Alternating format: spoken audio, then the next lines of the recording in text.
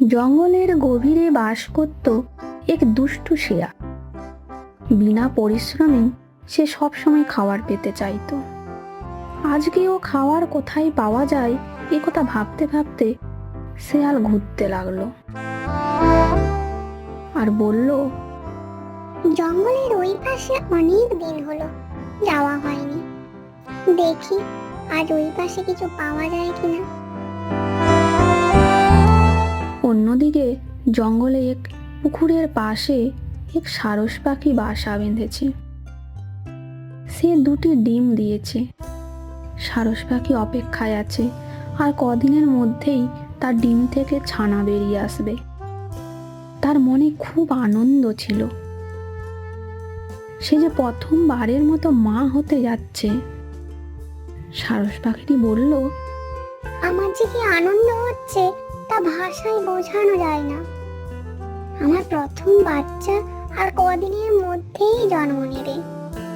এতদিনের অপেক্ষার অবসান হবে। আমার ভালোবাসার সার্থক হবে। আমি সারা জীবন ওদেরকে বুকে আগলে ধরে রাখবো।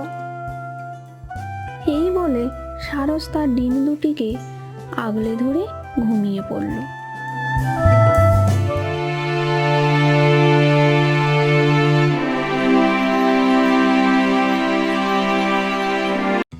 পরের দিন সকালে ঘুম থেকে উঠে সারস বলল, আজ 2 দিন হলো না খেয়ে আমি দুর্বল। কিছু না খেলে আমি ডিমের সঠিক যত্ন নিতে পারবো না। তাড়াতাড়ি গিয়ে কিছু খাবার খেয়ে আসি। এই বলে সারস খাবারের খোঁজে বেরিয়ে পড়ল। পেছনে পড়ে রইল তার প্রিয় ডিমগুলো, নীরব ও অসহায়। অন্যদিকে সেই দুষ্টু শেয়াল ঘুরতে ঘুরতে পুকুরের পাড়ে এসে উপস্থিত হলো। শেয়ালের চোখ পড়ল সারসের ডিমের ওপর। তারপর বলল, আহা, আজ তো ভাগ্য আমার হাতেই এসে পড়েছে। এতদিন না খেয়ে খালি পেটে মনে যা চাওয়ার ইচ্ছে ছিল তাই আমার সামনে এখন। এই দিনগুলো খেয়ে আমি শরীরে শক্তি আর মনে বল পাবো। নিশ্চয়ই এই পাখি কোথাও গিয়ে থাকবে। ওর আসার আগেই আমাকে এই দিনগুলোকে সাবার করতে হবে।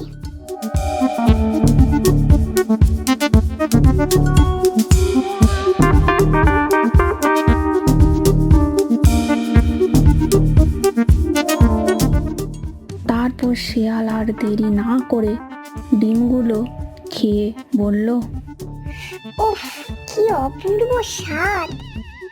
এতদিন পরে সত্যি করে পেট ভরে খেলাম।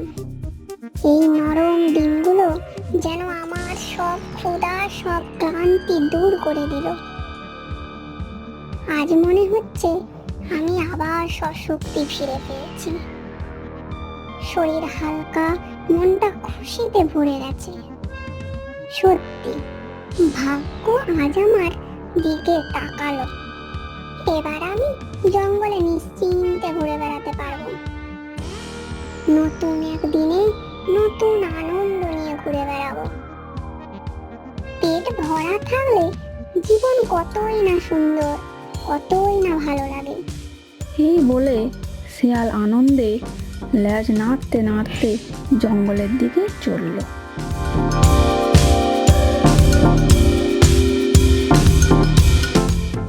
কিছু সময় পরে সারস এসে দেখে তার বাসা খালি, ডিম নেই। তার বুকের ভেতরটা হাহাকার করে উঠল। চোখে জল নিয়ে কাঁপা কাঁপা কণ্ঠে বলল, হায় রে বিধি, আমি তো শুধু একটু খাবারের খোঁজে নিয়েছিলাম। এই সামান্য সময়ে সব শেষ হয়ে গেল। আমার প্রথম ডিমগুলো এইভাবে চলে গেল। আমার স্বপ্ন সব কোথায় হারিয়ে গেল। এত যত্ন, এত ভালোবাসা দিয়ে আগলে রেখেছিলাম। এতদিন ভাবিনি এভাবে কেউ কেড়ে নেবে। আজ আমার বুকটা শূন্য হয়ে গেল। মা হয়ে সন্তানের মুখ দেখার আগে এ কি ভয়ঙ্কর শাস্তি পেলাম আমি। হে বিধাতা, আমায় এমন করে কেন কষ্ট দিলে? সারস এই বলে কান্না করতে লাগলো।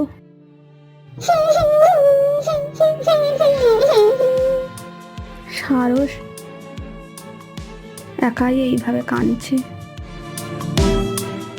আর তার বারবার তার ডিমগুলোর কথা মনে পড়ছে। সারসের কান্না দেখে এক কুমির পুকুরের পাড়ে ছিল। সে ছিল সারসের প্রতিবেশী। সে তার কাছে এসে বলল,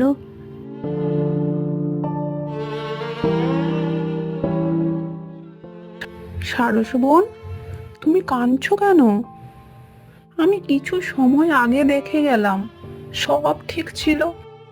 তোমার বাসা খালি কেন? ডিমগুলো কোথায় গেল? আমাকে সব খুলে বলো। সারস সমস্ত ঘটনা কুমিরকে জানালো। কে তার এইভাবে তাকে কষ্ট দিল সে কিছুই জানে না। শুধু এসে দেখলো তার বাসা খালি। কুমির এবার সারস পাখির দিকে মমতার চোখে তাকিয়ে বলল, বোন, কাঁদলে তোমার কষ্ট কমবে না। ভেঙে পড়লে তুমি দুর্বল হয়ে যাবে। যা হওয়ার হয়েছে, তা তো আর ফেরানো যাবে না। এ সত্যি, তুমি এখনো মা। তোমার মমতা এখনো শেষ হয়ে যায়নি। এ জঙ্গল নিষ্ঠুর, সবাই সুযোগ খোঁজে। যে তোমাকে এই রকম কষ্ট দিয়েছে, তাকে তো কষ্ট তোমাকে আবার তার ডবল দিতে হবে। আমরা সব সময় তোমার পাশে আছি।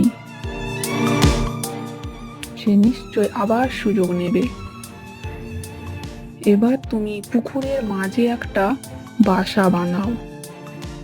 এবার খাবারের সন্ধানে গেলে আমাকে ডেকে দিও। আমি পাহারা দেব তোমার ডিম। আজ তুমি যে কষ্ট পেয়েছো, তার থেকে তোমার বুদ্ধি জন্ম নেবে। যে তোমার এত বড় ক্ষতি করেছে, তাকে তো উচিত শিক্ষা দিতে হবে।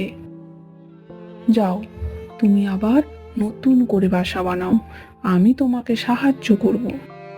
কুমিরের এই পরামর্শে সারস পাখি নতুন করে বাঁচার উৎসাহ পায়। এরপরে বেশ কিছুদিন কেটে যায়।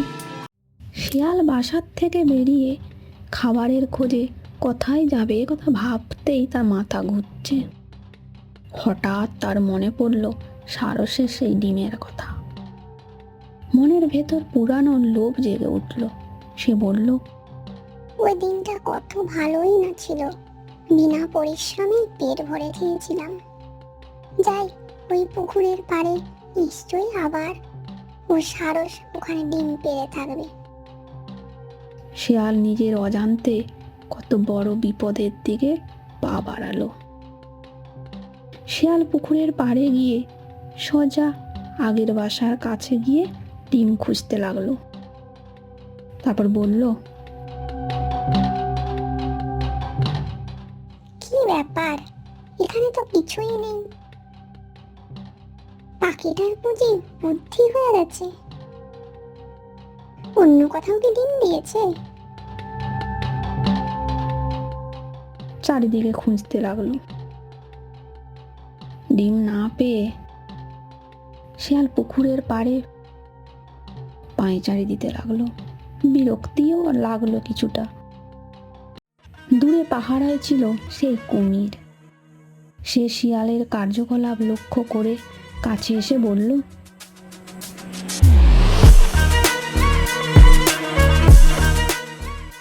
কি ব্যাপার শিয়াল ভাই?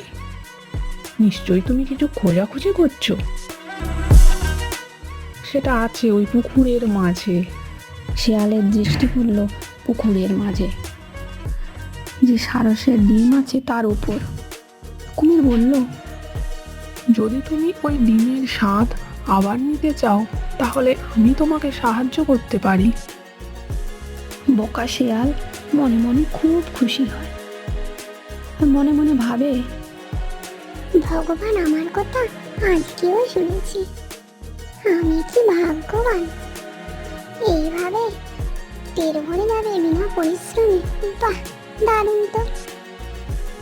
না মানে আমি বলছিলাম, আমাকে এত বড় উপকার করার জন্য যদি আপনি আমার কাছে কিছু আবার চান তাহলে আমি আপনাকে।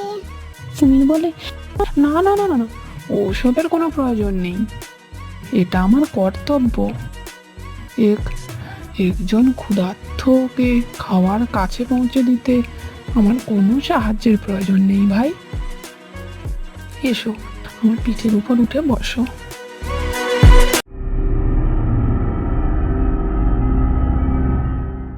ঠিক সেই সময় সারস উড়ে এসে তার বাসায় বসে। আর কুমির শিয়ালকে নিয়ে জলের গভীরে গিয়ে ধীরে ধীরে জলে ডুবতে থাকে।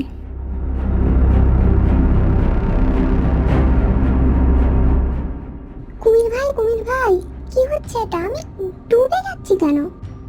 সারস বলে উঠল, এটাই তোমার সঠিক শাস্তি। লোভে পাপ আর পাপে মৃত্যু। এই কথাটা বুঝি তুমি শোনোনি? সারসের কথা শুনে শিয়াল খুব ভয় পেয়ে গেল।